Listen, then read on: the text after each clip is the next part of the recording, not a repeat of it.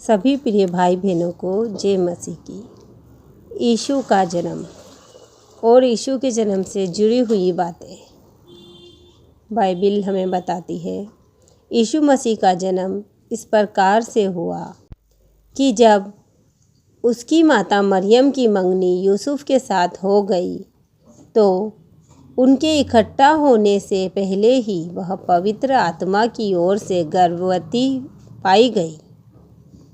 अतः उसके पति यूसुफ ने, जो धर्मी था और उसे बदनाम करना नहीं चाहता था, उसे चुपके से त्याग देने का विचार किया।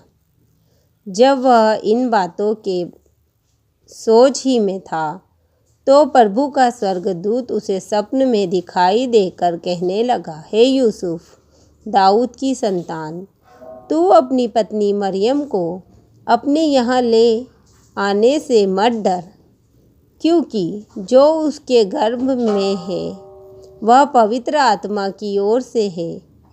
वह पुत्र जनेगी और तू उसका नाम यीशु रखना, क्योंकि वह अपने लोगों का उनके पापों से उद्धार करेगा। यह सब इसीलिए हुआ कि जो वचन प्रभु ने भविष्यद्वक्ता के द्वारा कहा था वह पूरा हो। देखो, एक कुंवारी गर्भवती होगी और एक पुत्र जनेगी और उसका नाम इमानुएल रखा जाएगा, जिसका अर्थ है परमेश्वर हमारे साथ। तब यूसुफ नींद से जागकर प्रभु के दूत की आज्ञा के अनुसार अपनी पत्नी को अपने यहाँ ले आया और जब तक वह पुत्र ना जनी तब तक वह उसके पास ना गया और उसने उसका नाम यीशु रखा। हेरोदेस राजा के दिनों में जब यहूदियों के बेतलेहम में यीशु का जन्म हुआ तो पूर्व से कई ज्योतिषी यरूशलेम में आकर पूछने लगे, यहूदियों का राजा जिसका जन्म हुआ है कहाँ है? क्योंकि हमने पूर्व में उसका तारा देखा है और उसको प्रणाम करने आए हैं। यह सुनकर हेरोदेस राजा और उसके साथ सारा यरूशलेम घबरा गया। तब उसने लोगों के सब प्रधान याजकों और शास्त्रियों को इकट्ठा करके उनसे पूछा, मसीह का जन्म कहाँ होना चाहिए? उन्होंने उससे कहा, यहूदिया के बेतलेहम में, क्योंकि भविष्यद्वक्ता के द्वारा यूँ लिखा गया है, हे बेतलेहम, तू जो यहूदा के प्रदेश में है, तू किसी भी रीति से यहूदा के अधिकारियों में सबसे छोटा नहीं, क्योंकि तुझ में से एक अधिपति निकलेगा जो मेरी प्रजा इज़राइल की रखवाली करेगा। तब हेरोदेस ने ज्योतिषियों को चुपके से बुलाकर उनसे पूछा कि तारा ठीक किस समय दिखाई दिया था, और उसने यह कहकर उन्हें बेतलेहम भेजा, जाओ उस बालक के विषय में ठीक ठीक मालूम करो और जब वह मिल जाए तो मुझे समाचार दो, ताकि मैं भी आकर उसको प्रणाम करूं। वे राजा की बात सुनकर चले गए और जो तारा उन्होंने पूर्व में देखा था वह उनके आगे आगे चला और जहाँ बालक था उस जगह के ऊपर पहुंचकर ठहर गया।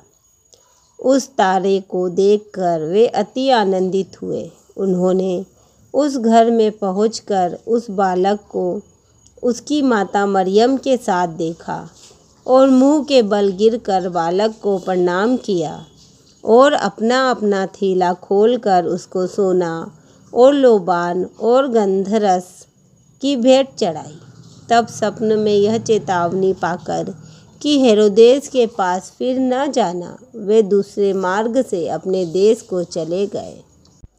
उनके चले जाने के बाद प्रभु के एक दूत ने स्वप्न में यूसुफ को दिखाई देकर कहा, उठ, उस बालक को और उसकी माता को लेकर मिस्र देश को भाग जा, और जब तक मैं तुझसे ना कहूँ तब तक वहीं रहना, क्योंकि हेरोदेस इस बालक को ढूंढने पर है कि उसे मरवा डाले।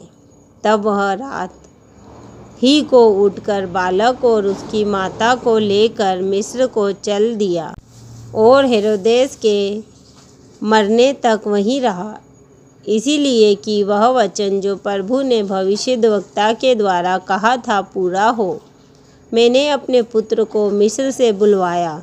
जब हेरोदेस ने यह देखा कि ज्योतिषियों ने उसके साथ धोखा किया है, तब वह क्रोध से भर गया और लोगों को भेजकर ज्योतिषियों द्वारा ठीक ठीक बताए गए समय के अनुसार बेतलेहम और उसके आसपास के स्थानों के सब लड़कों को जो 2 वर्ष के या उससे छोटे थे मरवा डाला। तब जो वचन यिर्मयाह भविष्यद्वक्ता के द्वारा कहा गया था वह पूरा हुआ। रामाह में एक करुण नाद सुनाई दिया, रोना और बड़ा विलाप। राहेल अपने बालकों के लिए रो रही थी और शांत होना ना चाहती थी, क्योंकि वे अब नहीं रहे। हेरोदेस के मरने के बाद प्रभु के दूत ने मिस्र में यूसुफ को स्वप्न में दिखाई देकर कहा, उठ, बालक और उसकी माता को लेकर इज़राइल के देश में चला जा, क्योंकि जो बालक के प्राण लेना चाहते थे वे मर गए हैं। वह उठा और बालक और उसकी माता को साथ लेकर इज़राइल के देश में आया। परंतु यह सुनकर कि अरखिलाउस अपने पिता हेरोदेस की जगह यहूदिया पर राज्य कर रहा है, वहाँ जाने से डरा। फिर स्वप्न में परमेश्वर से चेतावनी पाकर गलील प्रदेश में चला गया और नासरत नामक नगर में जा बसा, ताकि वह वचन पूरा हो जो भविष्यद्वक्ताओं के द्वारा कहा गया था, वह नासरी कहलाएगा। आमीन।